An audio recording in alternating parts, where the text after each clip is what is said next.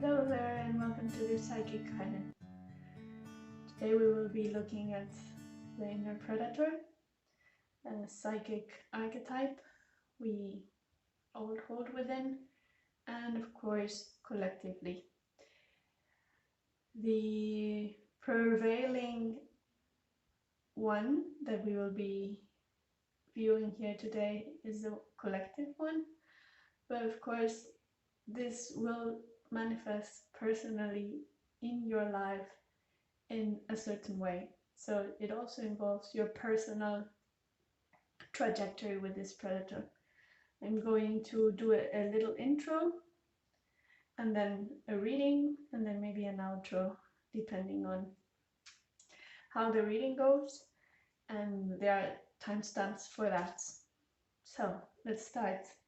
And I have here in front is a wax sculpture. It's something I do, and I will be doing it while talking about this inner predator.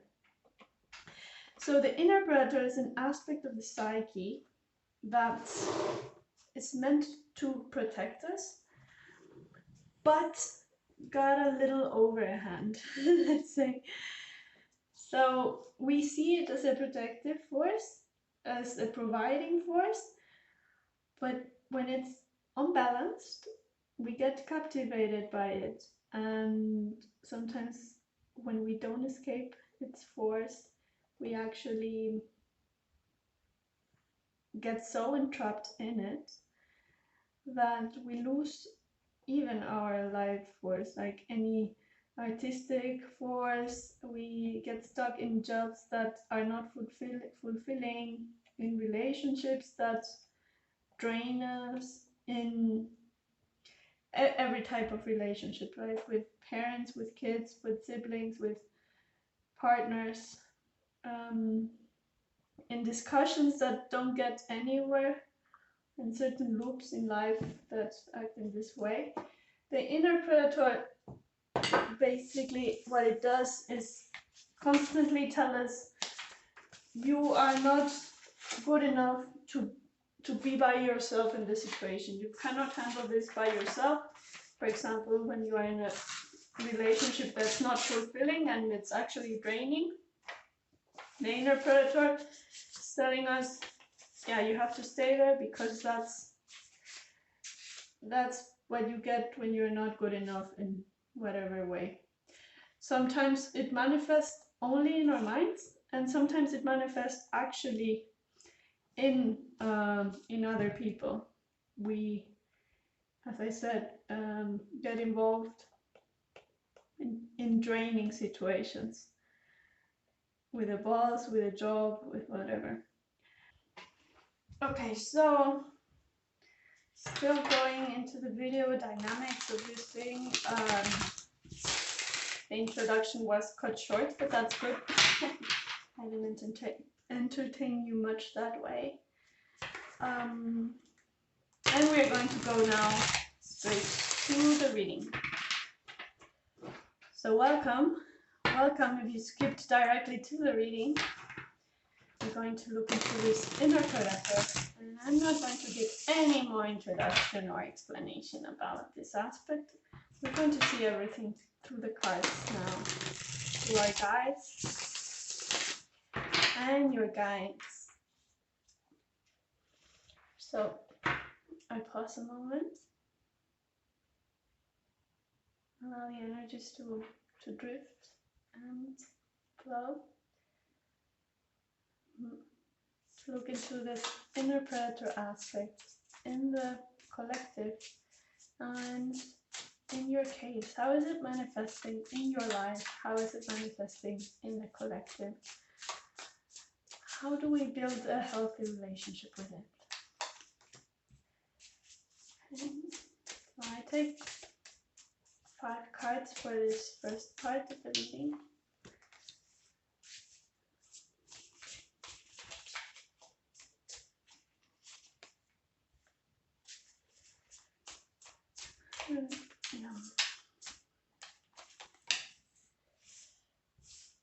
Okay.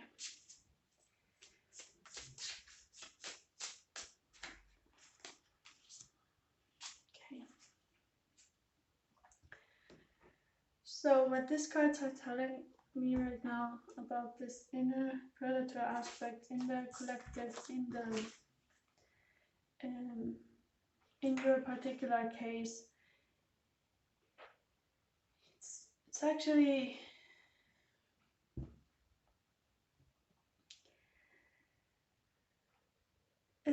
this promise of joy that you found in infancy. There's a belief that something is going to bring you joy. And yeah, it's painting a picture of things, of what blossoming means. So it's telling us, this is the way to blossom. And actually, what it's doing, it's playing around with your imagination to flourish in a certain direction, and telling you, if you don't build this for yourself, if you don't build a stable home, a stable life, then that joy won't be yours. This is about the mechanisms of the predator. So it's actually presenting itself in a very sweet way, very enticing, very, very, yeah, dreamlike. And its presentation goes backwards in time towards ancestral patterns. It actually was created in the psyche and in the collective unconscious to protect the mind of its own darkness, its own dark places. But by doing it, by not looking at those dark places, we are fooled into believing things which at the end are just our imagination. So it's very important to differentiate this predatory nature from a healthy drive to actually flourish, to actually own that space, to actually... So when we are looking for joy, in which things are we looking for joy? Are we moving from our instincts, from our heart, from our passion? Or are we moving because of rooted beliefs, of systems that tell us that how we should move them? And this is a question that the cards are inviting you to ask yourself right now. What is moving you towards joy? What is moving you towards your flourishing? Are you thinking that you won't be flourishing until you achieve certain things, certain goals? Can you see right now that you have already flourished as a human being? This is the aspect that actually will clean out, drive out the predator from our minds, that will take its force away and have better roots to actually build a stable joy.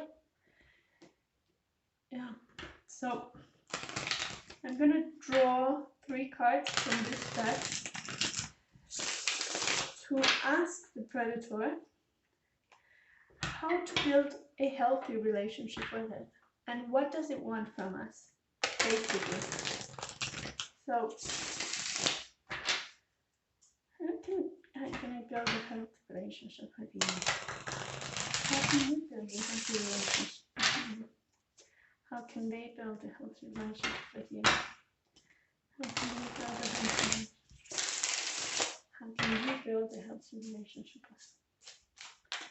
How can you build a relationship?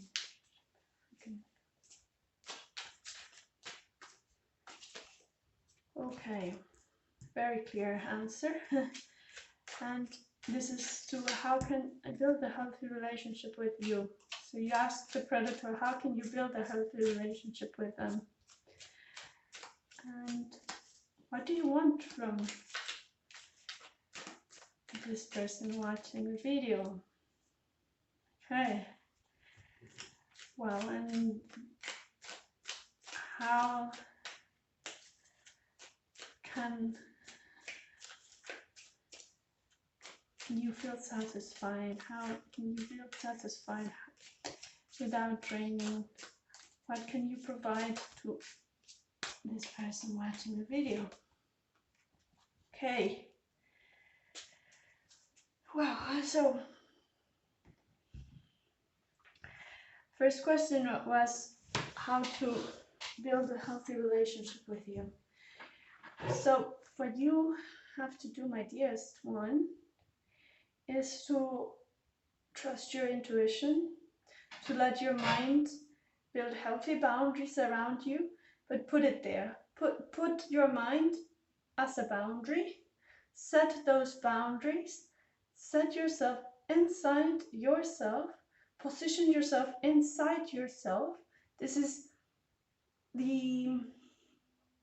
like on your own throne, and let your intuition drive you. This is the force that will create actually a healthy relationship with a predator, because the predator would have to actually just come in, invite you, and you would decide if you want to dance or not with that force. And when you decide if you want to dance or not with that force, what that force is going to ask you about from you is to put it in hard work. So, for example, the predator is coming and tell you, you have to achieve this goal for me to be happy, for us to be happy, for you to have a happy life. And you might say, okay, that goal goes with my dreams. That is aligned. So this predator is going to ask you to put in the hard work. Now, the voice of the predator is usually not a compassionate voice. It's a seductive voice. But seduction and compassion are not the same. Seduction, when it gets bored, it gets mean. So it will tell you, yeah, do this work, and it will celebrate all your little accomplishments, but at some point it would say, no, you're not doing enough, you're not putting in the hours, you're not putting in the effort. When you start hearing that voice, you go back here. You say, you know what? I'm going to rest a bit, and I'm going to see what other invitations I get.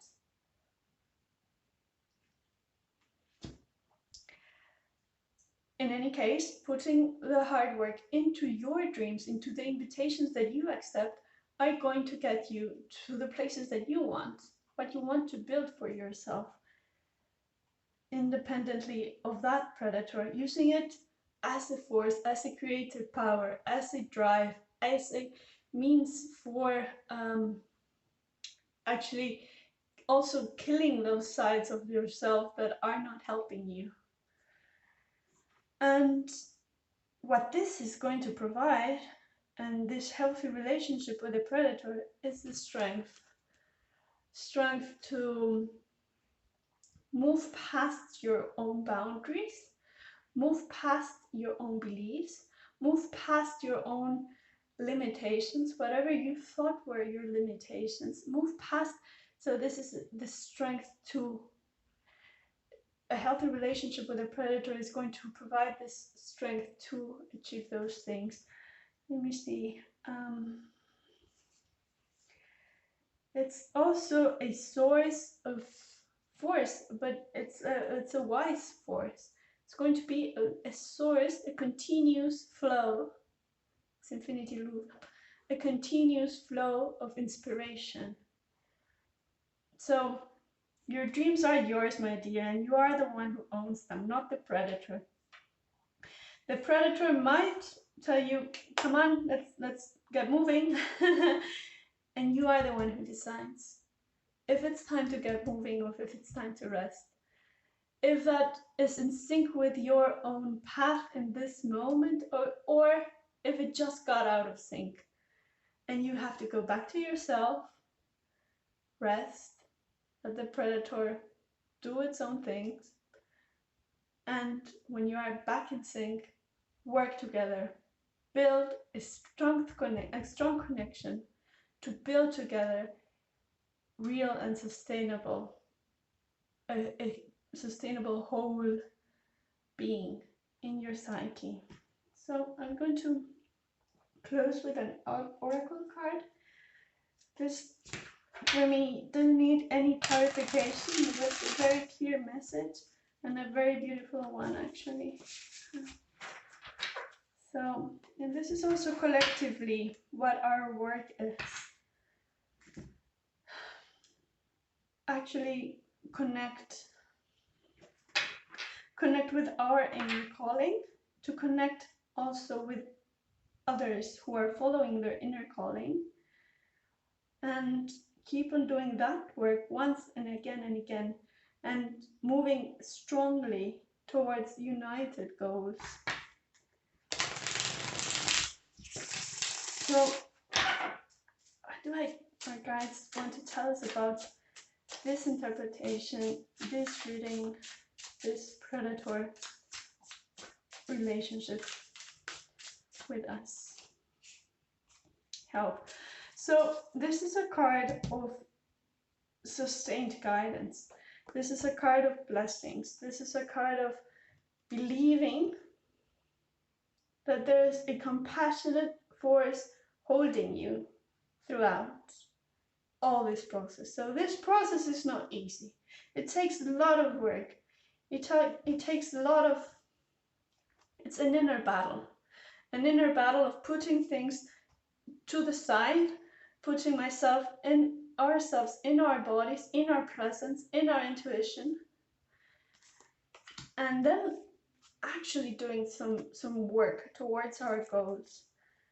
Healthy work, sustainable work. It's an inner battle. Towards that, we have this force holding us. So it's not only our inner strength that is awakening. We have a stronger force holding us all the time until ours is awakened, and we can recognize that these two were never apart. That our strength is also the strength of it. I don't know where the focus or whatever is. Our strength is also the strength that's been holding us there, and we uncover it. Okay, so this is how we're going to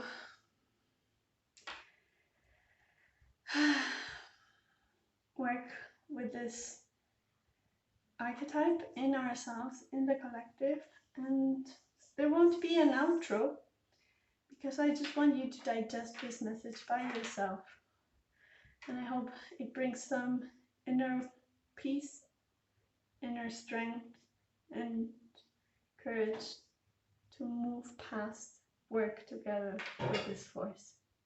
Thank you all for joining me.